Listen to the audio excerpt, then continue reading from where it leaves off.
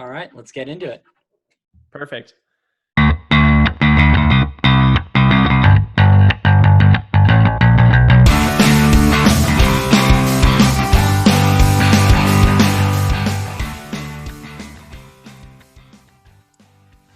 Hello, everyone, and welcome to the show. My name is Chris Alaimo. And I'm Ben Gassaway. Together, we are the Amateur Investors. This podcast is our open source journal of everything we learn about investing and wealth management. We're here to explore the key concepts, market dynamics, and investing strategies that will assist you on the path toward financial independence and financial literacy. Our mission is to build us up from amateurs to experts. All suggestions are our own, and we recommend that you do your own research before taking any investment advice. See you in this week's episode. We hope you enjoy it. All right, Chris, really excited about this episode today. I think the investing nerd in me just absolutely loves anything about financial statements and key data points, which maybe is a sign to run away from me. First of all, really excited. First of all, you're wearing a very nice elf hat. I love that. So for anyone on Spotify, maybe log into YouTube and take a look at that. Yeah, and this episode's going to air on January 5th, so it's going to be after the New Year and Christmas. But hey, that's all right. I'm still in the Christmas spirit now when we're recording on, December 23rd, 2020. Singing loud for all to hear is the best way to spread Christmas cheer.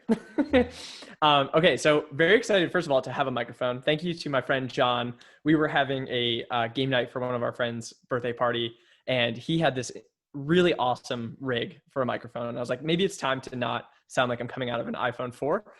So on that Zoom call, it was like maybe 12 of us. By the end of that call, 4 of us had bought microphones. Nice. So I think we need to get John a sponsorship for this company. I don't even know what the company is, but we all bought it. So, all right, let's get started.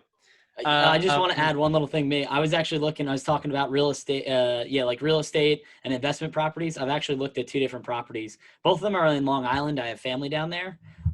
They ultimately were not, they were cash flow negative. So it wasn't really worth the investment, or even if they were negative, even on the conservative side, if I was a little less conservative and more risky, they were like break even or still slightly negative. So we'll get into real estate investing and stuff like that. Like I said, I'm pretty new to it. Ben, I know you haven't gotten into it yet as well, but definitely something that real estate is coming. We will do a real estate investing episode, or at least my journey of messing up or, trying to get there basically. Yeah, definitely keep us posted. I think a lot of this will tie into, just understanding financial statements and just understanding how the cash flows through an asset, I think is pretty cross-relational between like what a stock is and even just a hard asset like real estate. I think these lessons are pretty cross-compatible. Yep. So the genesis for this discussion today, talking about financial statements and key financial ratios, which I think is probably going to be 2 episodes, Chris. We'll see. I blabber a lot. And if you guys have been following the show so far, you know that. We've talked about, what are stocks and bonds? I think defining those key terms is really important. We talked about how to start investing. And then we also talked about, some of the early investing mistakes. I think this discussion is the initiation to start doing the nitty-gritty analysis on companies and looking at the financial statements, knowing what the business is doing, how cash is moving in and out of a company, I think is the most important part of doing your due diligence on a company. So let's break them down. The 3 financial statements that I think any investor needs to know, I think they're renamed by different company. I know that like Apple calls it like consolidated statement of operations, which is basically the income statement. But if I were to synthesize the 3 statements, it's the income statement, the balance sheet, and the cash flow statement, or it could be also called the consolidated statement of cash flows. Starting with the income statement, if you've ever heard of a profit and loss statement or a P&L, that's what they're referring to. The income statement basically just outlines the revenues and expenses of a company. And the time period in which that's reported over a specific period of time. And I guess the main utility of this statement is to measure the profitability of the company. And if you were to synthesize the income statement, each of these I want to break down into a formula. The formula for the income statement is net income equals revenues minus expenses. And some of the key components of the income statement are, as I mentioned, revenue. And sort of a subunit of the revenue is the cost of goods sold, or COGS, COGS. And then below that is expenses. And then down below you get net income or profit or earnings. right, Chris? Those are pretty much all net income. And I think earnings have a little bit of a discrepancy, but fundamentally they're basically the same thing. They're profit, right? Yep. That's pretty much right. Yeah. Net income, they normally call it profit. They call it different things. Income, they're basically just saying that it's the revenue minus expense. Normally, whenever they say net, it's a difference of two values. Yep. So the income statement is good. All of these statements are very, very powerful tools to give you insights into a company. But a lot of times, and especially for me, I'm a big fan of the cash flow statement. We're going to get to that third. Keep in mind that essentially the income statement and the balance sheet are all reconciled in the cash flow statement. So when we get to that, just keep in mind that it's sort of a circular process, that these financial statements all complement one another. The cash flow statement complementing the former two more than the rest. So let's move on to balance sheet.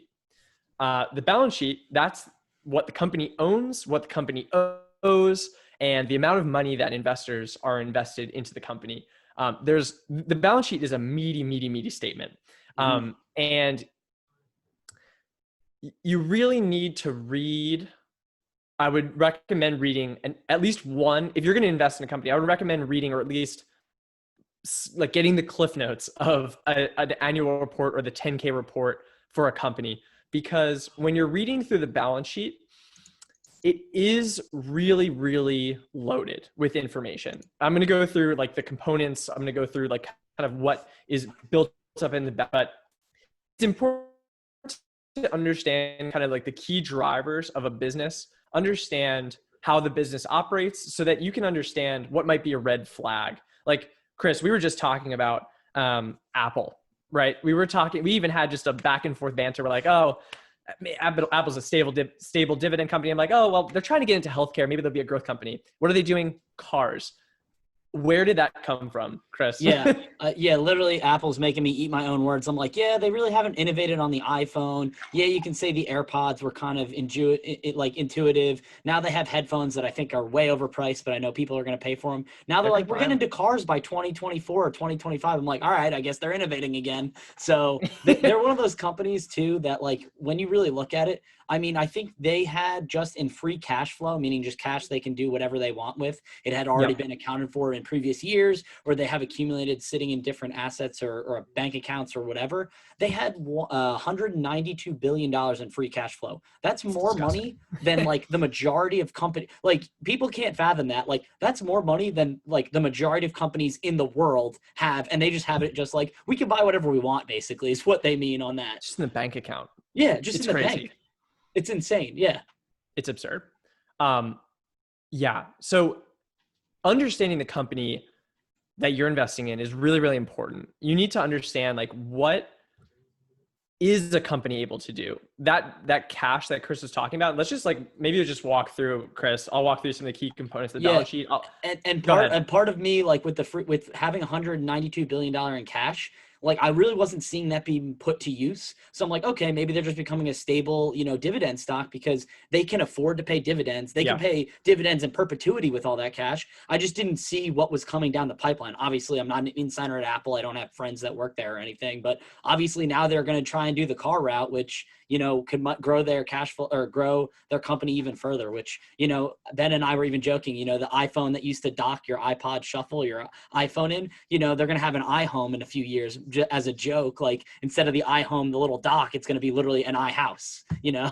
Didn't they have that Disney Channel movie? It was like Smart House. That Smart house House. so Throwback. awesome. They're just ripping off early 2000s ideas. Yeah. And I forget the house's name, but that's basically like the Alexa home, or, the iHome or whatever, Siri or whatever you want to call it, of the house. I can't wait to just dump my crumbs on the ground and it eats it up. I think we'll get there. Apple's going to figure, there's a market and I'm buying. All right, let's go back to the balance sheet. What is the main value of the balance sheet? Essentially, you are getting a snapshot of what the company owns, what it owes, and again, the shareholders' equity. Let's break down some of the major components in that balance sheet so that when you get into that statement, which I hope that everyone does, even if you are intimidated by it, it's boring as all hell. Looking through a 10K, it's awful. But once you start to get the hang of it, it's actually pretty exciting because you're like, wow, I understand the pulse of this company. You almost feel like you're doing something illegal just to know all this information about the company. So assets, basically you can break up the balance sheet into three components. Assets, basically just like things that owns, whether it's owned or they're paying for it in some way. Liabilities, those are the debts, whatever they're borrowing. And the shareholders' equity, that's essentially the stakeholder. So when a shareholder buys a stock, they have some right to ownership of the company's assets. And again, we're going to go back to the formula, but assets equals liabilities plus shareholders' equity. Yeah. Okay. This is all basically a mass balance of cash. Go ahead, Chris. Yeah, and definitely, I mean, even if you think about it in smaller terms, I know it works really well for a personal balance sheet and income statement. So if you think about your income statement is your income or revenue coming in from your job, your expenses are, your rent, your house, your car payment, whatever it is. So then that's your income statement. Your balance sheet's your assets. So imagine you own a home. Ben and I both don't own homes, but in this example, let's just say we own a home and let's just use 100,000. If you have to put a traditional loan or a conventional loan for financing, if you put $20,000 down, that comes off as an expense when you buy the house. But on your balance sheet, $20,000 would sit on the balance sheet in the asset column, meaning it's locked up in the house. You don't owe it anymore, but it's invested in the house. The $80,000 is a liability, meaning that you have $20,000 in the home actually right now as an asset. So if you were to sell it, you'd still recover, hopefully bearing the market not going up or down. But if you're just taking a snapshot, if you bought a house for $100,000, put $20,000 down, it's locked in the house and it's, the same day, but then you take out a mortgage for the remaining 80,000, the 80,000 is a liability, meaning that each month you have to pay back your debt to the bank or whoever you finance with, whether it's a credit union, a bank, maybe even you did specialized financing with the seller where you pay them monthly and they hold the deed to your house. There's many different ways that you can do it, but that's kind of just a breakdown of a simple income and balance sheet. So, income statement, it's your income minus your expenses. And then your balance sheet is your assets, whatever you have. So the value of them. And then the liabilities are what you owe every month normally. Yes, perfect, Chris. Thank you for actually saying that, because I feel like I get really caught up in the vernacular of things. And they always say that if you truly understand something, you can explain it to a 5-year-old. So maybe I don't understand these things. That was a really good explanation. At the end of the day, balance sheet is your net worth. Mm-hmm. That's it. You just take whatever you own minus what you owe. So let's talk about assets. So the assets are listed in the degree of highest liquidity, basically the quickest that you can access and deploy, to the lowest liquidity. So the current assets are basically your cash, which is literally cash. It could be short-term treasury bills. It could be CDs or certificate of deposits. You've got your accounts receivable. That's the next thing. That's basically money owed from customers. Risky because some customers might not pay.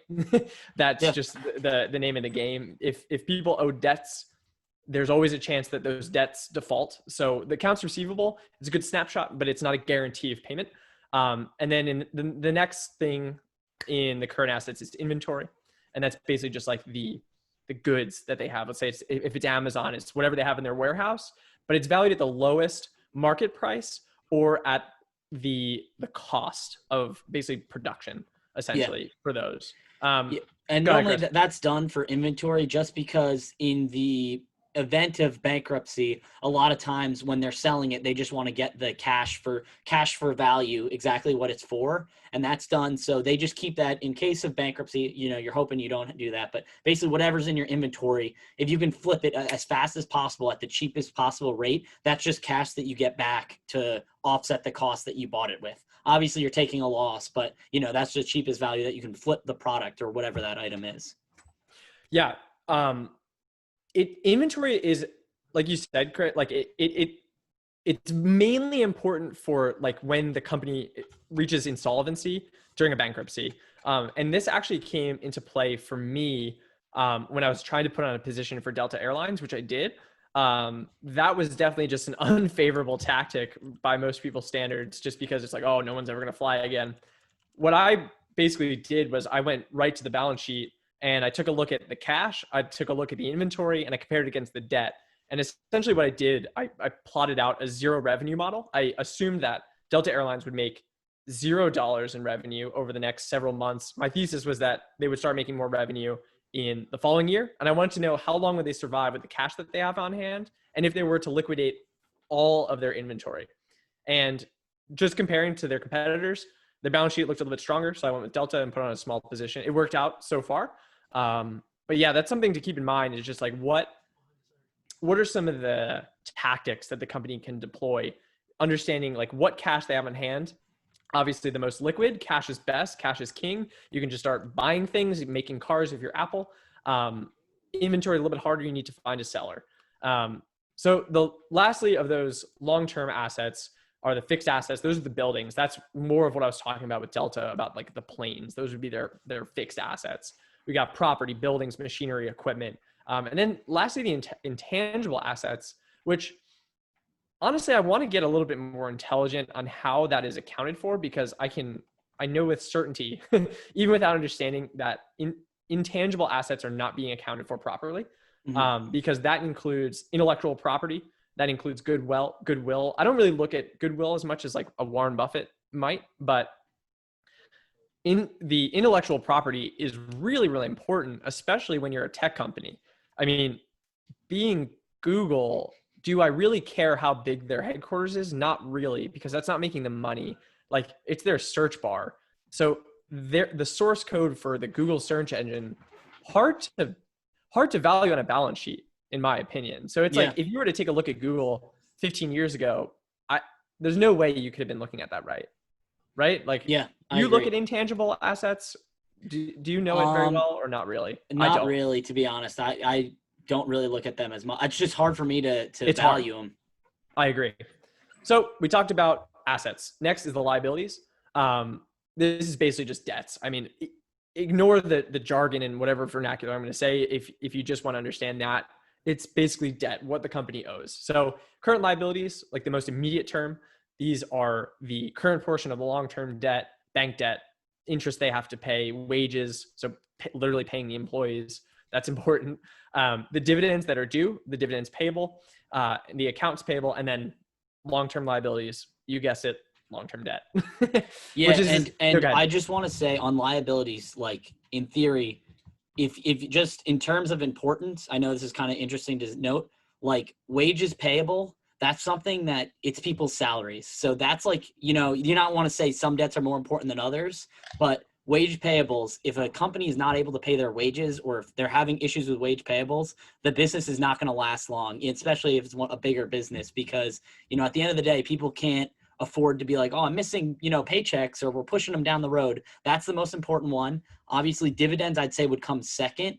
Obviously, companies have the right or the ability to cut dividend if it's eating into their profits and stuff. But I definitely think wages, then dividends, and then the rest of them, there are things that are due. And obviously accounts payable, because that's money to other businesses. Other businesses will start coming after them. But then after that, a lot of them are more longer term debts that a lot of times banks or, lenders are more willing to like renegotiate terms if interest rates go down, if you want to extend your loan, if you want to, you can do different things with financing to allow paying those back over longer periods of time, as long as you're paying them. But you can kind of push those down the road. If you just kind of told all your employees, for this month, we're just not paying anyone for a month straight, like that causes a lot more panic in a business than anything else in the liabilities column. Yeah, no surprise there. I'd be pretty upset. So that's one of the more fixed ones. Obviously, other ones you can change rates. You can kind of work with and change. Obviously, you would assume over time wages are also slightly going up with raises and bonuses and inflation and stuff like that. But that's just kind of one of the ones that, it's kind of a fixed number for a lot of times, and always assume growth on it. Yeah, that's a good point. I wonder if you can sort of collate the liability section, not necessarily into like liquidity. You know how like the bank, the assets are organized in terms of liquidity. I guess it would be in terms of like being mandated, or I'm trying to think of a mandatory, like the mirror image of liquidity, but for debts. I guess just like immediate necessity of sorts. Like you have to pay your wages, otherwise your employees are walking out. Anyway, I digress. The third component of the balance sheet, shareholders' equity. This is basically the net assets that are owed to the shareholders. And this also includes the retained earnings. These are the net earnings that can be either reinvested into the business, which we love to see. Chris and I are value investors that are seeking growth. We're seeking, at least I think so, Chris. I think we're aligned on this. Yeah. We are growth seekers in undervalued opportunities. That's kind of how I would summarize our investing thesis, is we're trying to find undervalued growth. Yeah.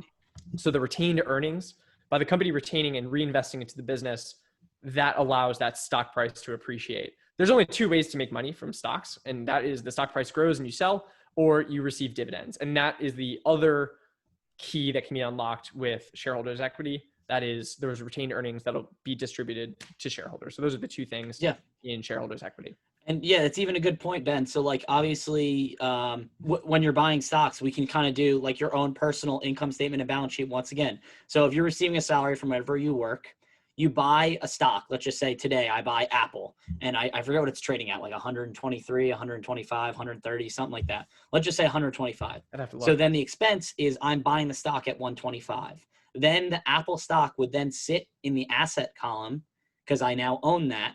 And then whenever I go to sell it, 131. What? 131. 131. So yeah, I buy it at 131, $131 per share. I get that it's an expense. So I'm getting my salary, the expense is buying it. It then sits in the asset column of my balance sheet.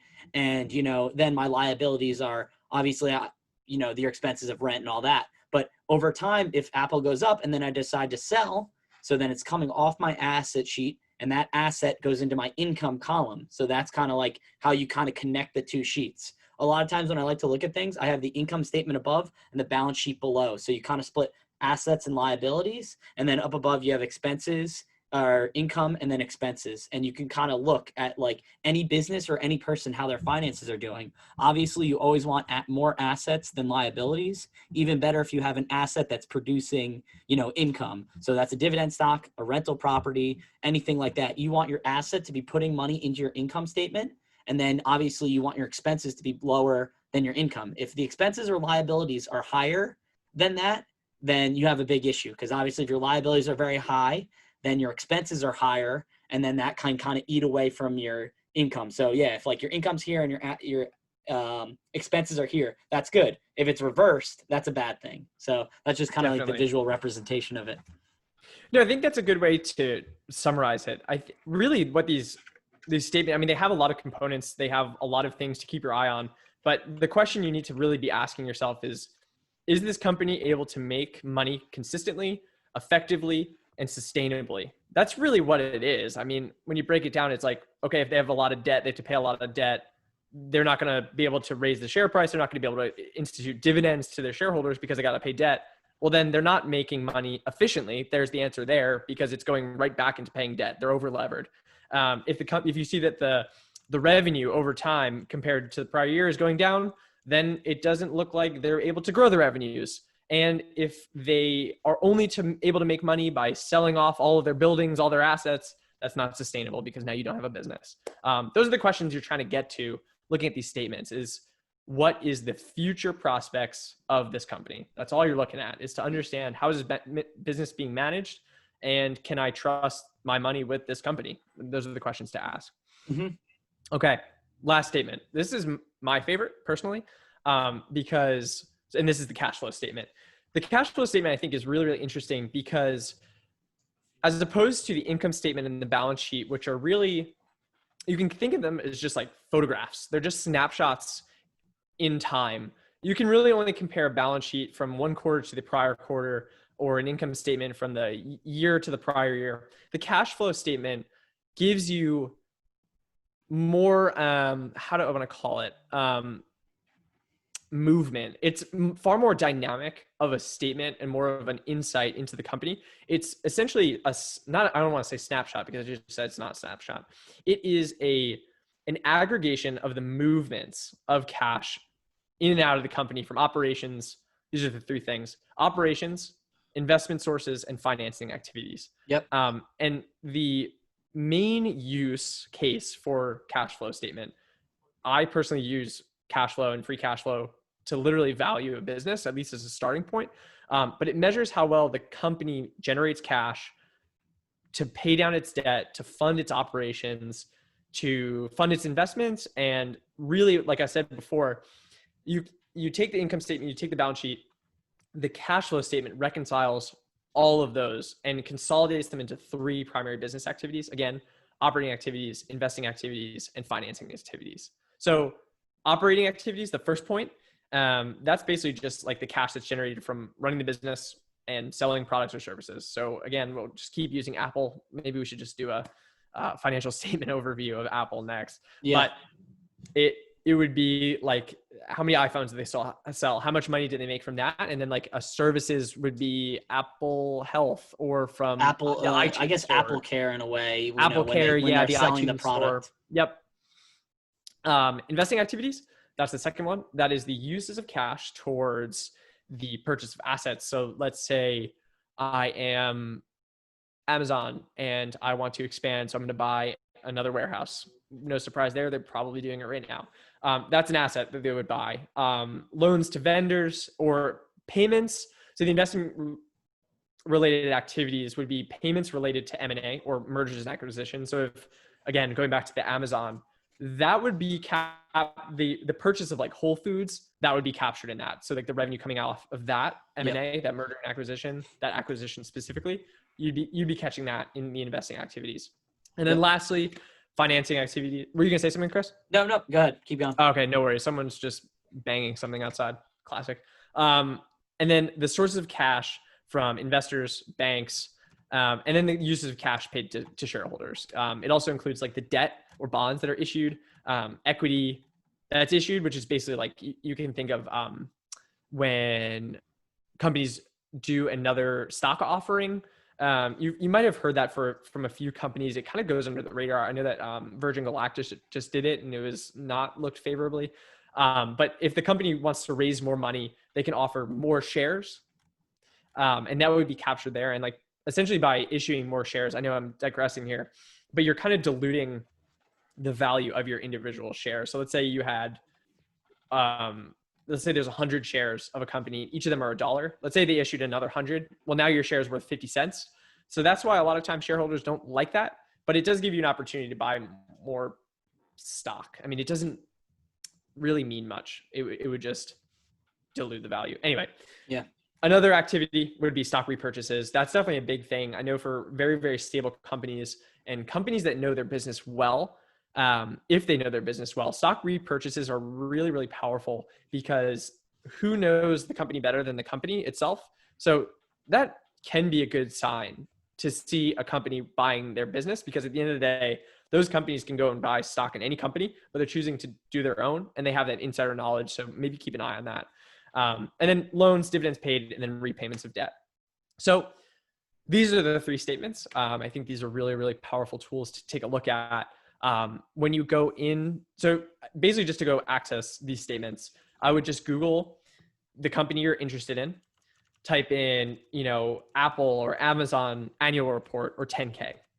Look in, it would probably be in their investor relations. It might say SEC filings.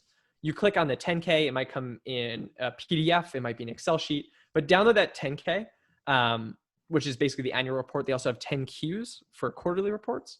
And if you just like Control F, look for income statement, or I would maybe start with cash flow or balance sheet. Balance sheet doesn't really have an alternate name. Income statement gets changed around sometimes, so maybe Control F balance sheet or Control F financial statements. And you should see them all one right after the other. Yeah. Income statement, balance sheet, cash flow statement.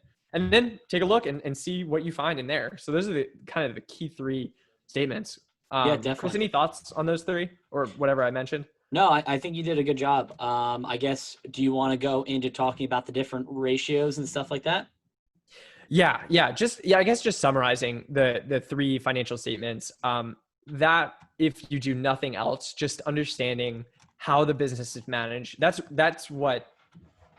are the metrics that have to be reported by law. Like that is what Wall Street is taking a look at to understand, is this business doing well? Like those quarterly earnings reports, like when you see your companies jump 25% or down 25% or 30% or more, those big movements typically come after the earnings calls, because either there was a major change in business or the business is not managing in a certain situation. understanding those reports and sitting on those calls when you have the time, or at least just reading the filings, really gives you the ability to think intelligently about your investment and to filter out the noise of stock price movements. Like if you're like, oh, they had a great the earnings call, they missed it by like a few cents, I'm going to hold because I think Wall Street's being stupid. They might be. So use these statements. They're tools for you. Yeah, and a lot of times when prices make crazy moves or you see the moves being made, it's because Wall Street, normally a bunch of the analysts are the ones that are following up on the company. They're reading the 10Qs, which are the quarterly reports, the 10Ks or the 8Ks if something special happens. If they make an acquisition, you don't wait till the end of the quarter. You announce that to the street as soon as it happens. Or once the deal officially closes, you're not allowed to just hide that for, 3 months, a month, 2 months. So that was when an 8Q would come out and, normally the CEO or someone on the board of the company would be like, hey, we've just acquired so-and-so company. That is like a new amendment to our business. But a lot of times the analysts are assuming like, okay, we're assuming that Apple's going to make this much money per share. So we can talk about like earnings per share, or EPS as it's called. So basically, it's a perfect segue. Let's jump right into financial ratios. Hey everyone, thanks for listening to the Amateur Investors Episode 9, Key Financial Statements. Ben and I actually started to talk about key financial ratios, but it made the episode too long. So in order to keep our episodes short and concise, like you guys asked, we split them up into 2 episodes. So come back next week, episode 10, for key financial ratios. Thanks, guys. Catch you next week.